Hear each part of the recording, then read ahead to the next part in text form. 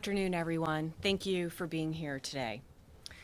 This is the third time in my short 4-month tenure as the acting United States Attorney for this district where we have suffered violent attacks and threats at ICE facilities. First, you'll recall July 4th, 2024, the violent attack on the Prairieland facility in Alvarado, Texas. The second occurred on August 25th, 2024, when Bratton Dean Wilkinson, who stands charged by federal complaint, pretended to have a bomb. He showed up at the ICE facility with a backpack and something that looked like a detonator on his wrist and threatened the facility. Third, of course, is yesterday's attack, September 24th, 2025, when the Dallas ICE facility was riddled with gunfire, costing the life of one detainee and injuring two other detainees critically. Initially, I want to commend the cooperation of the Dallas Police Department, the Dallas County Sheriff's Office, the FBI, the ATF, ICE, and HSI for their swift and decisive response to this crime. Members of these agencies quickly secured the scene and the evidence and worked tirelessly to determine any continuing threat. Due to their efforts, it did not take long to ascertain the identity of the shooter, who was deceased by a self-inflicted gunshot wound, and that he very likely acted alone. His name is Joshua Yan, 29, of Fairview, Texas. Let me just review a very brief summary of the timeline of yesterday's attack. We believe at some point around 3 o'clock in the morning that the suspect was seen driving on footage with a large ladder on his car. And we believe that that is what he used to position himself on top of the building. The shooting itself started at approximately 6:30 a.m. After the shooting started, Dallas Police Department arrived en masse, secured the scene. Law enforcement officers found the sniper dead. They found bullets on the rooftop, one of which was labeled with the words anti-ICE. That morning, gunshots sprayed the length of the building, the windows, and law enforcement vans that were in the Sallyport area. Detainees were struck by these bullets. One was killed, two were wounded, and both of them are undergoing treatment. Shortly thereafter, the FBI began its meticulous work at the crime scene. At the same time, we obtained and executed multiple search warrants yesterday for devices and locations associated with the sniper. FBI agents executed a search warrant at the sniper's residence yesterday and there found a collection of notes. First, I want to point out that one of these notes or papers, the sniper explicitly states, "Yes, it was just me." That statement appears to be correct at this point in the investigation. Notably, these loose notes included a game plan of the attack and target areas at the facility. He called the ICE employees people showing up to collect a dirty paycheck. He wrote that he intended to maximize lethality against ICE personnel and to maximize property damage at the facility. He hoped to minimize any collateral damage or injury to the detainees and any other innocent people. It seems that he did not intend to kill the detainees or harm them. It's clear from these notes that he was targeting ICE agents and ICE personnel. The tragic irony for his evil plot here is that it was a detainee who was killed and two other detainees that were injured when he fired into the Sallyport. He also hoped his actions would give ICE agents real terror of being gunned down, and he did this to induce constant stress in their lives. He hoped his actions would terrorize ICE employees and interfere with their work, which he called human trafficking. And this, what he did, is the very definition of terrorism. Again, his notes reveal, yes, it was just me and my brain. And he said, good luck with the digital footprint. And of course, we take this to mean that he deleted evidence from his devices. His words were definitively anti-ICE. That said, we did not find evidence of membership in any specific group or entity, nor did he mention any specific government agency other than ICE. Among his papers, though, was a handwritten note in which, in crude words, he expressed his hatred for the federal government. Finally, I want to address the heroism of our federal agents yesterday. While under fire, ICE agents and ATF agents, who were also present in the facility's Sallyport area, worked together to remove detainees from the vans and get them to safety while the bullets were flying. These agents were heroic, clearly willing to lay down their lives to save the lives of the detainees in their custody. And that's an extremely important point to make at this point in time. I want to express my deepest appreciation for the bravery of these law enforcement officers yesterday and every single day that they go out there to keep us safe. I'll now turn it over to FBI Special Agent in charge of the Dallas Field Office, Joe Rothrock. Thank you.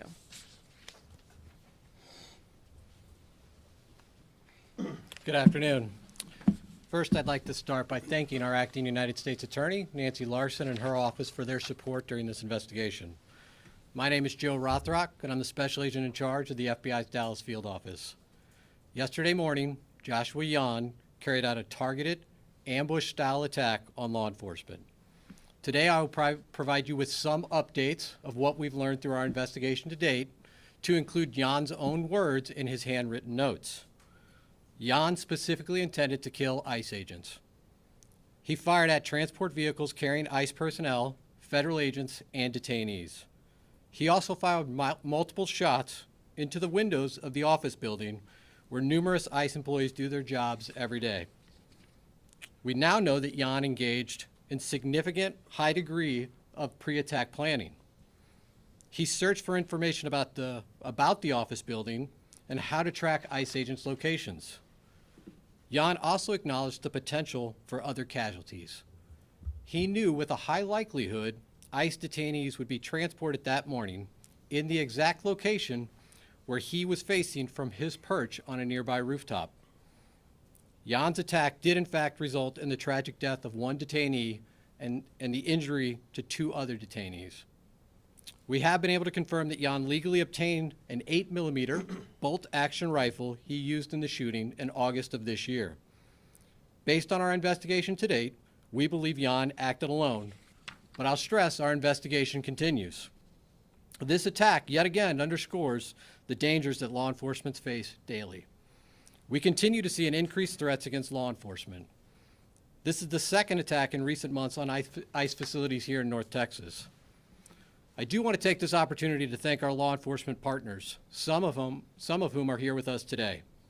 When Yan began firing, agents from both ICE and the ATF put themselves in the line of fire to move individuals off the transportation vehicles in an attempt to protect and rescue those that were injured.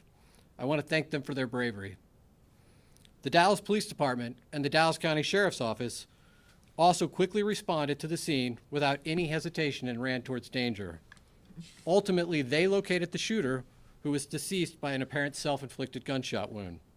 I want to thank them for their prompt response and dedication to protecting and serving their communities. I also want to thank our partners that have assisted in this investigation.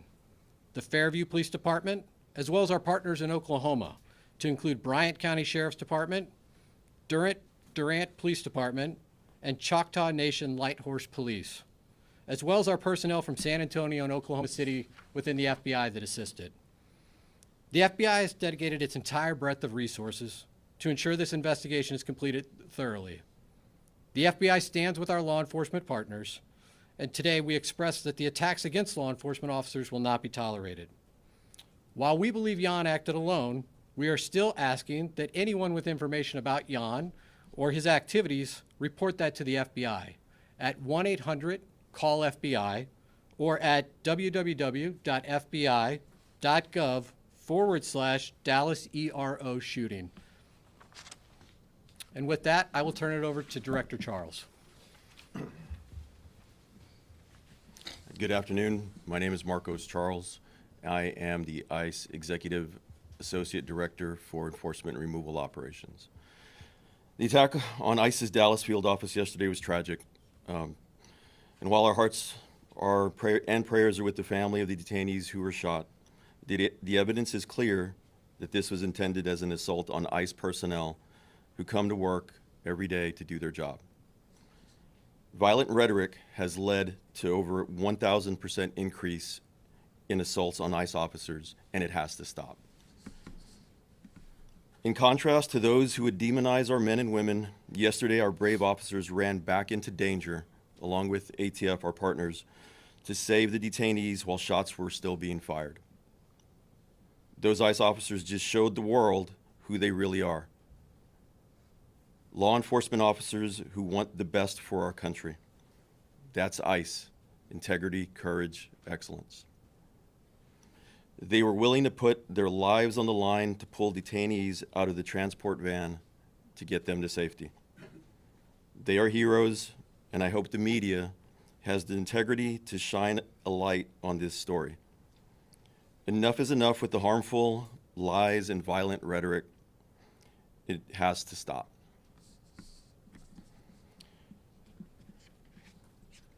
The shooter used the ICE tracking apps. Anyone who creates or distributes these apps that is designed to spot, track, and locate ICE officers are well aware of the dangers that they are exposing to law enforcement. It's a casting call to invite bad actors to attack law enforcement officers. It's no different than giving a hitman the location of their intended target, and this is exactly what we saw happen in Dallas yesterday.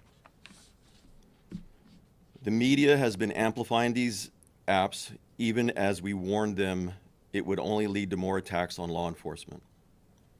We truly wish we didn't have to say, "I told you so," but here we are. ICE continues to prioritize the safety and security of our personnel, detained aliens, and facilities. We will do everything possible to increase security to counter the increased wave of these lethal attacks. Again, we call on those who foment violence and vilify our law enforcement officers to cease the dangerous rhetoric. We also call on law-abiding Americans everywhere to report any suspicious activity. The individual that was out there yesterday shooting at our agents and our officers was trying to take the lives of law enforcement people doing their job. Instead, he killed a detainee and shot 2 others. That is something that's unacceptable. The rhetoric that's out there on social media, the rhetoric that is being said by some community leaders in other states needs to stop.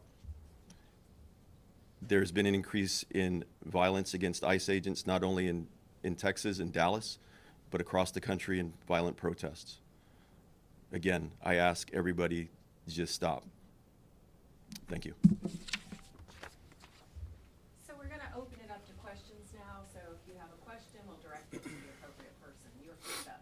Sean Murphy with the Associated Press. Can you tell an estimate of how many shots were fired and how he was able to get those off so quickly with the bolt action play? Yeah, so how I'll answer that at this point, again, I'll just remind you, this is an ongoing investigation. The ICE facility, the ICE office, really, it is a business office. This is where business is done on a daily basis by our partners at ICE.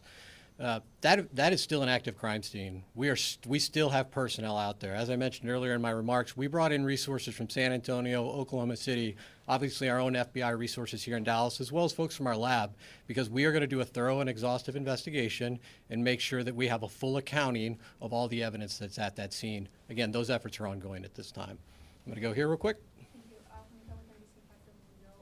Can you talk to us more about the detainees in the van? Were they transported to Alvarado, Texas, and what happened to them? So you're referring to the detainees that were not injured? Correct.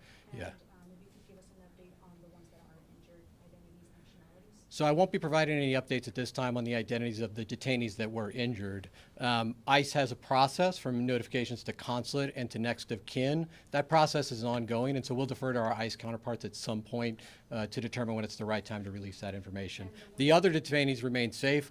They are victims as well of this violent crime, and they are people that we are actively interviewing as part of our investigation. Right here to the front. Matt Kyle, Dallas Morning News. Ms. Larson had referenced anti-government, anti-federal government statements that Mr. Yan had made. Is there any more information y'all can release about what exactly was in those writings? The clearest motivation for this attack are his own words.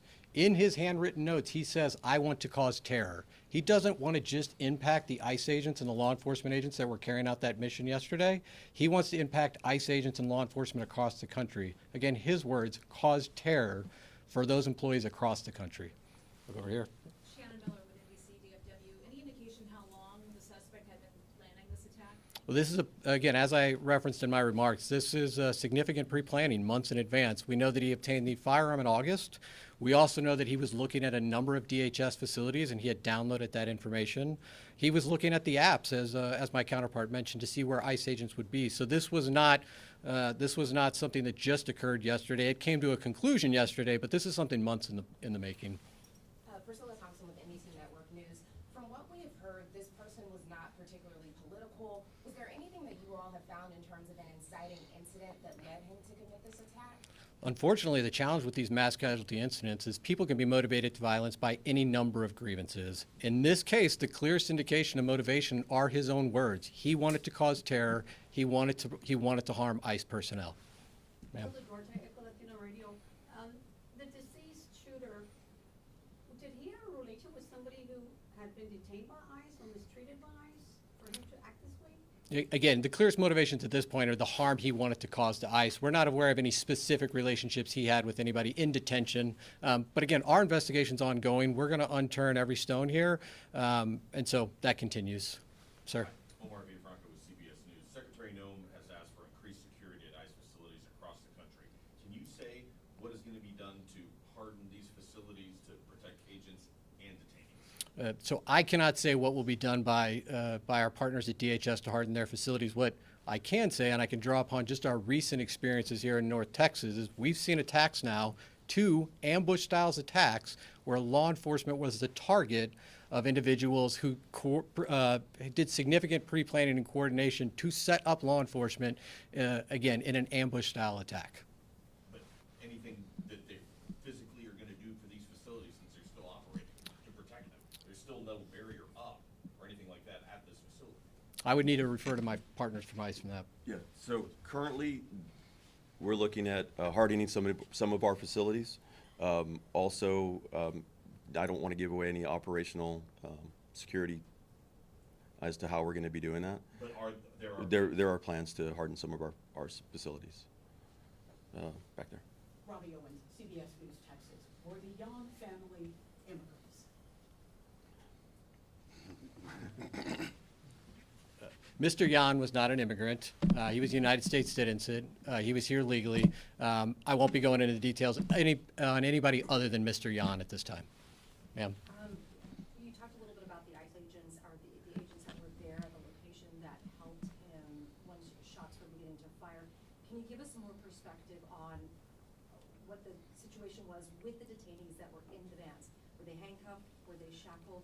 Why weren't they able to get out of the vehicle by themselves?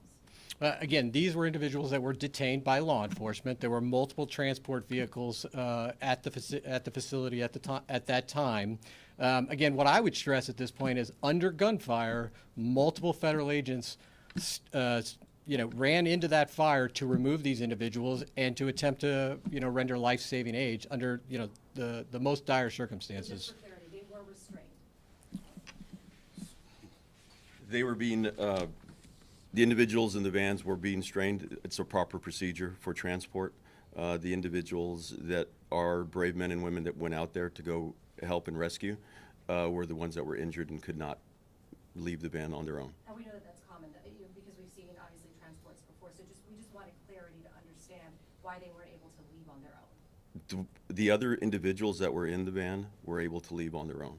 It was the ones that were injured were unable to exit the vehicle.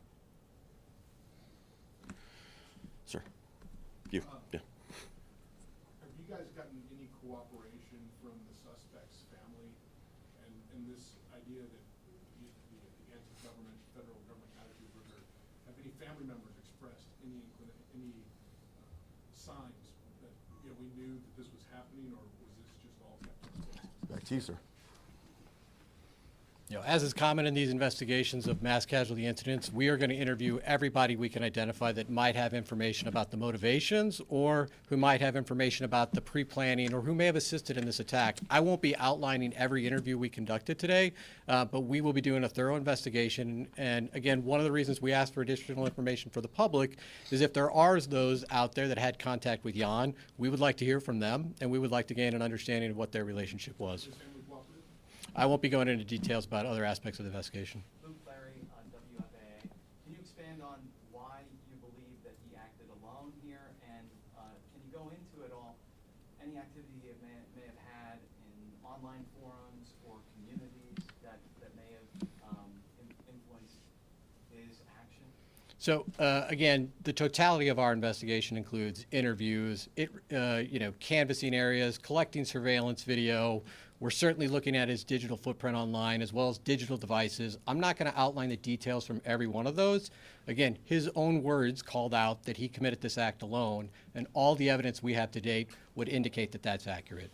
Alex with Fox 4 News. You mentioned that the ICE facility, I believe, is still an active crime scene. Can you talk about what will happen in the coming days with that facility? Are there detainees being held there? Have they all been taken away?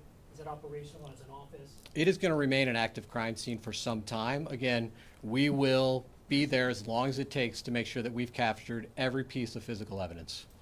I'm a review with the Dallas Observer. You mentioned the one bullet that was found with kind of ideological writing on it. Have any of the bullets found around the scene had any writing on it, or is it just the one? Again, active crime scene. We're still collecting physical evidence. Jim Schultz with ABC News.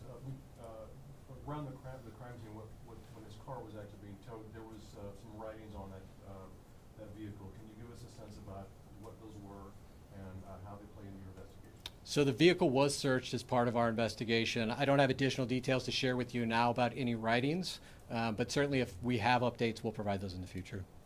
Ma'am. Ashley Killow with CNN. Y'all mentioned that he used a ladder to position himself. Did he use the ladder to get on top of the roof, or is that where Yeah, is that where his body was found? he was found on top of a neighboring roof. We believe he used the ladder to access that roof. Sir. David with Fox News Channel. Was suicide part of his plan all along, or was he cornered by law enforcement? His handwritten notes indicate that he did not expect to survive this event. Sir. Kevin Reese, WFAA. A personal question, if you would dare.